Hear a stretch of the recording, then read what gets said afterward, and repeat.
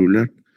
Entonces nosotros podemos ver ahí en zonas, ¿no? En rojo, ¿no? Donde hay una mayor prevalencia, pero aún así nosotros estamos en amarillo, o sea, en regular cantidad.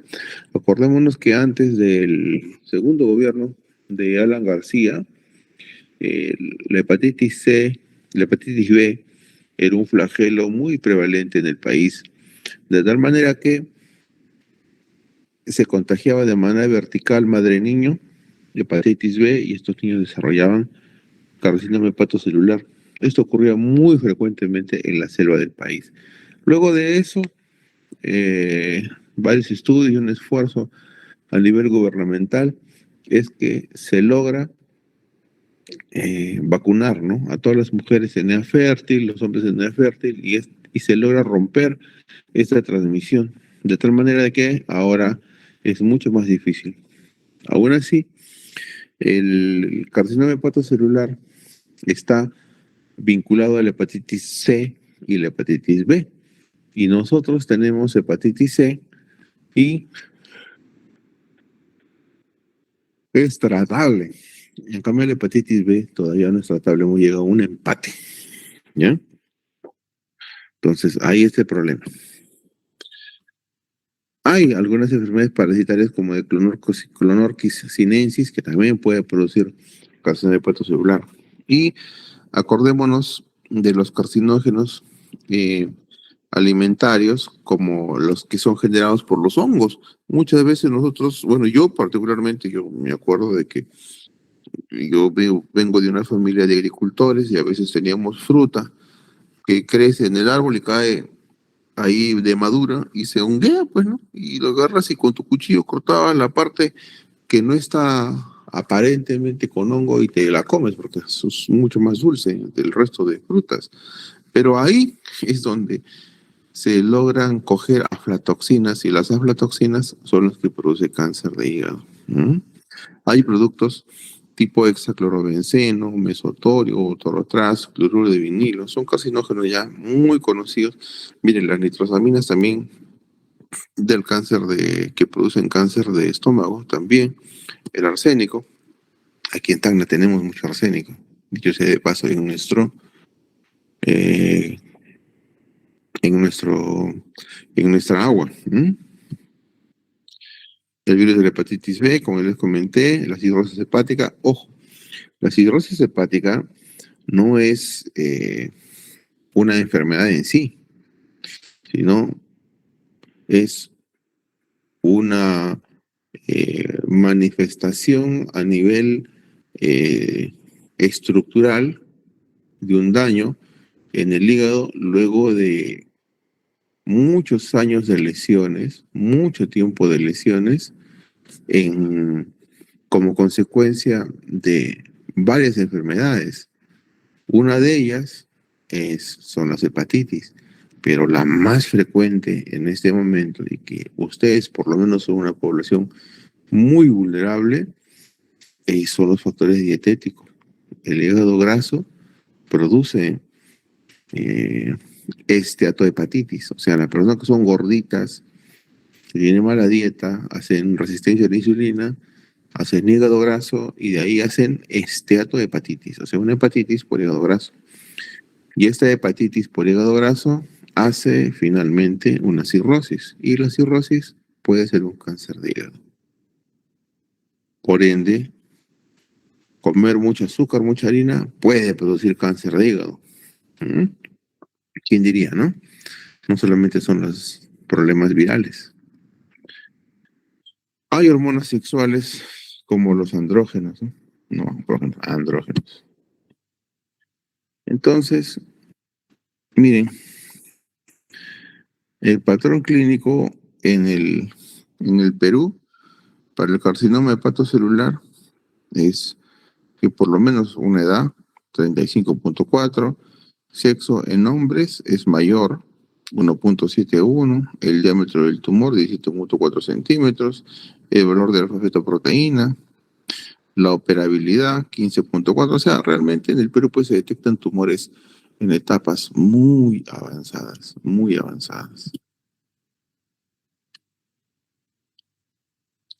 La prevalencia para marcadores de hepatitis B y C, bueno, miren, todas casi tienen anticuerpos para hepatitis B de superficie, ¿no? Core, superficie, solamente superficie. Ujú. Para la hepatitis C también, es poco, pero también es presente. Miren, esta infección, paciente con hepatitis está histérico, bueno, ¿cierto? Está amarillo, ¿no? Entonces, cuando se erradica la hepatitis B, ya queda el antígeno de superficie, se negativiza y queda el antígeno core, ¿no? El anticuerpo para core. Cuando es un portador sano, crónico sano, el antígeno de superficie es positivo, el anticuerpo core también es positivo. Es un portador crónico activo, ¿no? El antígeno de superficie es positivo y core también positivo. Entonces, estos dos contagian, ¿no?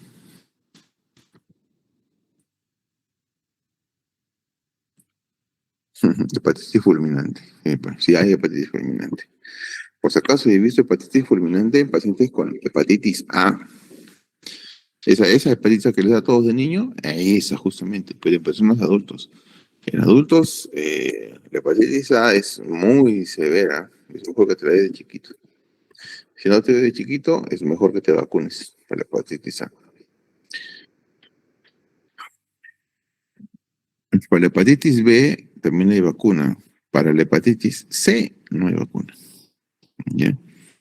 Entonces, para la infección por hepatitis C también es similar, ¿no? Hay anticuerpos por hepatitis C positivo y hay la reacción de cadena de polimerasa, ¿no? Hay incluso portadores crónicos activos. Pero acordémonos que la hepatitis C tiene tratamiento, casi 100%, 98%. Y ya le hemos ganado a la hepatitis C. Justo esos dos últimos son los pacientes, el portador sano, el portador crónico sano y el portador crónico activo son los que tienen la posibilidad de hacer cirrosis, ¿no? También puede haber hepatitis fulminante. Entonces, cuando hay infección de hepatitis B y C, de manera crónica hay una necrosis, inflamación crónica, y eso condiciona una fibrosis, de ello una hiperplasia regenerativa. A todo eso hace cirrosis luego de múltiples episodios de necrosis, inflamación, fibrosis e hiperplasia, hay una cirrosis. Y la cirrosis puede producir un cáncer. La transmisión vertical es justamente esa que se da de la madre al niño, ¿no? Por ruptura de la placenta, por deglución de sangre, deglución de líquido amniótico, en la misma lactancia materna, alimentos premasticados, ¿no? Hay costumbres, ¿no? La mamá le mastica la comida y se le da al bebito, ¿no? En realidad no es malo porque incluso el niño tiene ahí eh, se puede decir, eh, eh, probióticos, ¿no? Bueno, hace pues su inoculación, ¿no? Por laceraciones, por saliva. Y en este caso, la verdad que la posibilidad de que evalúe portador crónico es muy, muy, muy, muy frecuente. En los neonatos es casi 100%, 98%. Y en adultos, cuando se contagian de hepatitis B, es solamente 10%.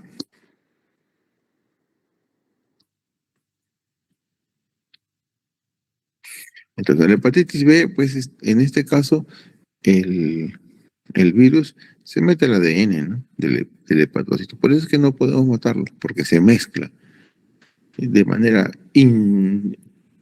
que no podemos retirarlo, ¿no? Por eso estamos, todavía no hemos llegado a erradicar el virus, ¿no? Sí, apenas empieza a producir, bah, lo matan, ¿no?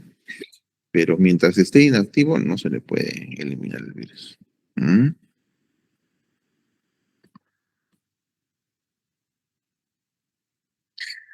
Un buen tiempo, en meses, el paciente es asintomático. Ahí van creciendo los tumores. Cuando son de más de 4 centímetros, ¿no? Ya pasa a ser sintomático, ¿no? 4 o 5 centímetros, ya 9 centímetros es sintomático. Los valores del fosfetoproteína también se disparan, ¿no? Y para que eso ocurra puede pasar en promedio 10 meses. 10 meses. Por eso que a los pacientes con cirrosis hepática se les tiene que dar un control ecográfico cada 6 meses por lo menos.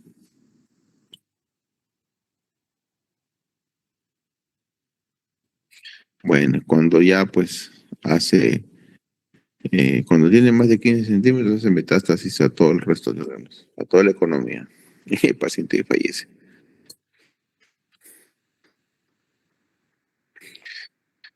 ¿Cuáles son los signos y síntomas que tiene?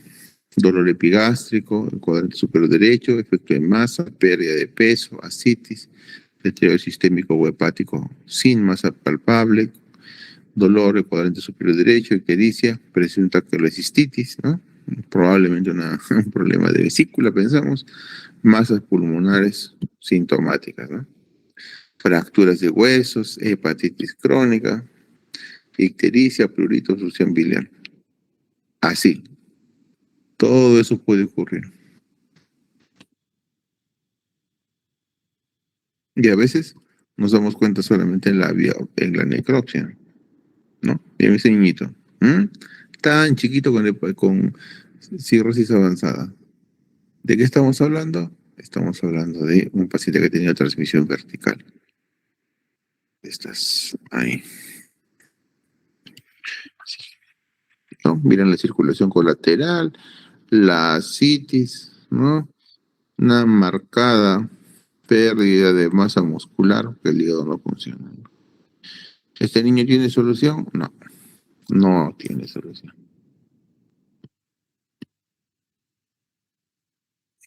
La alfa-fetoproteína es un marcador fiable, ¿no? Para el diagnóstico de carcinoma hepatocelular. Inclusive antes, la fetoproteína solamente era parte del diagnóstico 100%, ¿no? Después se estableció tomografía con fenómeno de lavado rápido positivo, alfa-fetoproteína positivo, ya está. Entonces, con eso ya tenemos, se puede decir, el diagnóstico. Ahora, no solamente es alfa-fetoproteína y lavado rápido positivo, sino también se puede hacer un efecto similar cuando hay una captación y pérdida de contraste rápidamente en el caso de que hubiera, que contáramos con una resonancia magnética dinámica, ¿no? La alfa-fetoproteína, como se lee ahí, es una globulina alfa fetal sintetizada por células embrionarias, ¿no? En suero de pacientes con carcinoma hepatocelular tiene niveles sobre 500 nanogramos por mililitro. También se eleva carcinoma embrionario, también se eleva, ¿no? En otro tipo de tumores como carcinoma embrionario, teratoma maligno de las gónadas, concentrados menores durante el embarazo, poshepatectomía y en hepatitis viral, claro que sí, también hay. 10 al 15% de los carcinomas hepatocelulares no secretan esa proteína, ¿no? Son pacientes raros, pero ocurren 10 al 15%. Y aquí miren ese tremendo tumorzazo que es retirado, ¿no? Obviamente que a ese nivel el paciente mejora, pero la sobrevida igual sigue siendo corta, ¿no?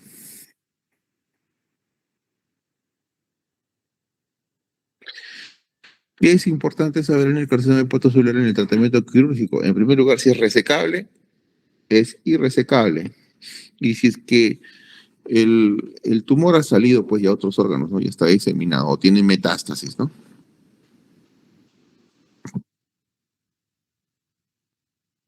Entonces ahí vemos tremendo tumorzazo. ¿Mm? Miren acá, de 0 a 5 centímetros. Entonces más o menos acá 5, 6, 7 y acá unos 12 centímetros por 7 centímetros. Seguido, miren, hay áreas de mayor densidad que otras, ¿no?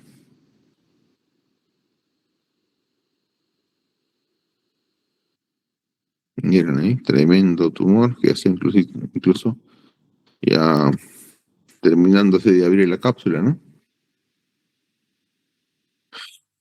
Carcinoma localizado y resecable, con una resección es anatómicamente imposible, no queda reserva funcional hepática, ¿m? Un riesgo quirúrgico sumamente elevado. Entonces, en esos casos, bueno, sí, no se puede hacer nada. Miren ese tumor muy grande ya prácticamente, con un absceso o contenido hemático, ¿no? O que si fuera el contenido hemático es un hematoma, ¿no? Gigante, ¿no? Hay metástasis hematógena, metástasis linfática y también hay una ascitis neoplásica. ¿Mm? Miren ese tumor gigante, prácticamente ha cogido todo el abdomen. ¿Mm? Pero también hay tumores que son metástasis de otros órganos en el hígado. Acordémonos que el hígado es un órgano que es como un filtro, que también puede, en cierto modo, recibir algunas eh, células tumorales de otros órganos, ¿no? En este caso, del colon, del páncreas, de la mama, del pulmón, del estómago, de los ovarios, ¿no? Entonces, la imagen es diferente, ¿no? En este caso, ¿cómo es la imagen? Hace de que el paciente, eh, el hígado no tiene un solo tumor, sino tiene múltiples tumores diferentes, ¿no? Como que si hubieran salpicado puntitos, ¿no? Entonces, miren, el más frecuente es el colon y por poquito nomás es el páncreas. Hay metástasis que llamamos metástasis solitarias también, de ese tumor, ¿no? Nos llamamos secundarismo, ¿no? Con secundarismo. Qué imagen, ¿no? Terrible, para que sabe leer. Entonces el hígado completamente deforme con áreas de hiper e hipodensidad alternadas y que además tienen pérdida de la interfase, ¿no? La interfase es esa diferenciación, digamos, este hueso con este otro tejido que se supone que es el hígado, está bien delimitado, ¿no? Bonito, ¿no? Hay una buena interfase. Se supone que entre el hígado y el peritoneo debe de haber igual una diferenciación, pero aquí se pierde. Esto significa pérdida de interfase, ¿no? Entonces significa metástasis, invasión. Y ahí vemos, miren, nodulaciones en los campos pulmonares. ¿Cuál es el diagnóstico diferencial? Con todas las lesiones que ocupen espacio. Desde abscesos, quistes solitarios, hay quistes benignos, ¿no? Como los quistes simples que llamamos, que son bolsitas de bilis, ¿no? A adenomas, ¿no? Que no son neoplásicos, son adenomas, linfomas. Otras lesiones extrahepáticas como tumores del riñón derecho, suprarrenal derecho, estómago y páncreas, ¿no? Miren, la mayoría de tumores del 80 al 99, que es esta recopilación de datos, podemos ver que es inoperable en el 77%, irresecable en el 12% y solo el 11% es resecable. Entonces, pues son estadísticas sinceramente desalentadoras, ¿no? Desalentadoras. En este tiempo, esta estadística ha mejorado, ¿no? Pero aún así, yo pienso de que sí, seguimos encontrando lesiones avanzadas principalmente, ¿no? Porque no tenemos una cultura de prevención. ¿Qué es lo que podemos hacer cuando son tratables? Podemos hacer etanolización, o sea, con alcohol, ¿no? Eso se hace en el INE. Pero en todos lados se hace ahora, ¿no? Antes, pues, los médicos intervencionistas no hacían mucho, no radiólogos intervencionistas, pero inyectan con una aguja, localizan normalmente dónde está y aplican alcohol absoluto y quema esa zona del hígado y listo, muerto el cáncer. Criocirugía, también hay resección quirúrgica con radiofrecuencia, trasplantes. ¿no? Cuando son resecables se puede hacer eso. Cuando son irresecables, citorreducción, que significa sacar todo lo que puedas, ¿no? Criocirugía, etanolización, quimioembolización. La quimioembolización es muy buena, ¿no? O el TACE, ¿no? TACE es transarterial quimioembolización en inglés, ¿no?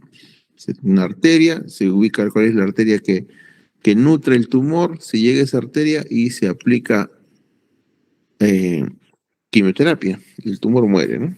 Es más selectivo. Obviamente, pues que también tiene sus complicaciones, ¿no? Cuando un tejido, por más que sea tumoral, se muere, las sustancias propias de la muerte de esas células también se sueltan al torrente sanguíneo, ¿no? Y esas células tienen que salir eh, por nuestros órganos de excreción, o sea, por el hígado, por el riñón. ¿Mm? Y es una complicación hacer acidosis, alcalosis, ¿no? Es muy malo, ¿no? Trastornos electrolíticos. La verdad que es bien difícil el tratamiento, ¿no? Se puede ligar también la arteria hepática, ¿no? Quimioterapia intraarterial, quimioterapia sistémica, inmunoterapia, hormonoterapia, radioterapia. La inmunoterapia ahora está en boga, cada vez es más frecuente y hay más especificidad, ¿no? Cuando está diseminado, ya pues solo nos queda quimioterapia sistémica, inmunoterapia, hormonoterapia. Con la finalidad, por supuesto, de prolongar la vida, ¿no? Con una situación curativa, ¿no? En este caso, el tratamiento de elección en este tipo de neoplasia es la hepatectomía, o sea, retirar el tumor. Y ahí, pues, ¿no? Mientras más tumor, o sea, más hígado dejes, es mejor, ¿no? Está la hepatectomía subsegmentaria, la segmentotomía, plurisegmentotomía, hepatectomía clásica ampliada, total. ¿Mm? Y aún así, a pesar de que se haga eso, también es un riesgo para el paciente. El 5% de pacientes mueren, ¿no? Ahí está, los segmentos hepáticos. Y miren cómo está delimitado ese segmento, ¿no? ¿Mm? Para ser retirado. Se lo retiran, perfecto. El paciente queda muy bien.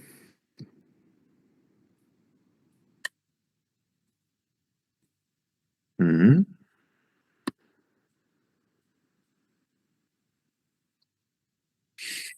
Cuando hay ascitis, es en un paciente con tumoración de hígado, ya habla muy mal de su pronóstico, ¿no?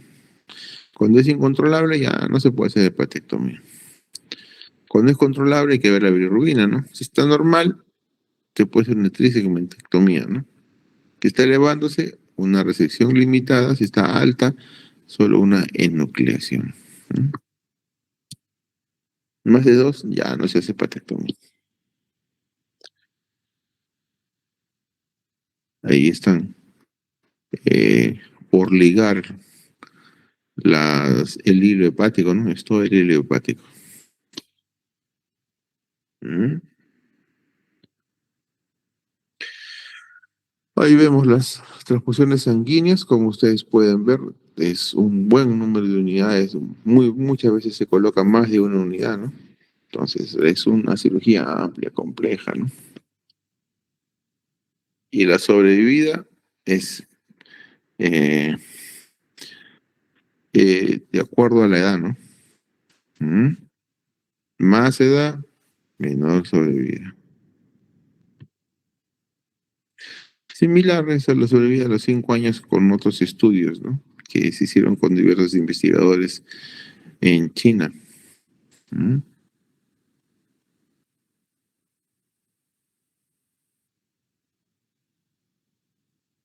Miren, estos estudios más largos, ¿no? A 10 años, ¿no? En porcentaje, en número 19 pacientes, 26 pacientes, ¿no? Hay algunos autores que han tenido siempre en sus estudios muy buenos resultados, pero no sabemos si es que es pues porque hay un sesgo, ¿no?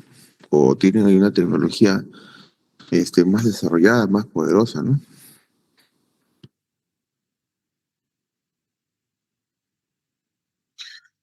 Los factores pronósticos luego de la resección son muy dependientes del tamaño del tumor y si hay o no hay cirrosis. ¿Ya? Cuando es menos de 2 centímetros es un carcinoma hepatocelular mínimo. Pequeño, menos de 5, grande, más de 5. Cuando es pequeño, ¿no? Es asintomático. Y usualmente se observa en grupos de riesgo, ¿no? ¿No? Y por screening. ¿Cuáles son los grupos de riesgo? Pacientes con cirrosis hepática, pacientes con hepatitis, en esos se puede encontrar carcinomas pequeños. En este caso, de Japón. ¿Mm? La sobrevida es mayor, miren. Miren, en este caso, este señor, Hu, ¿no? De 515 pacientes, 79.8% sobrevivió a los 5 años. Y de Makuchi, ¿no? Solo 43.7%, ¿no? Y es casi el doble, ¿no? Está la cirrosis con macronódulos, paciente gordito, mira, lleno de grasa visceral.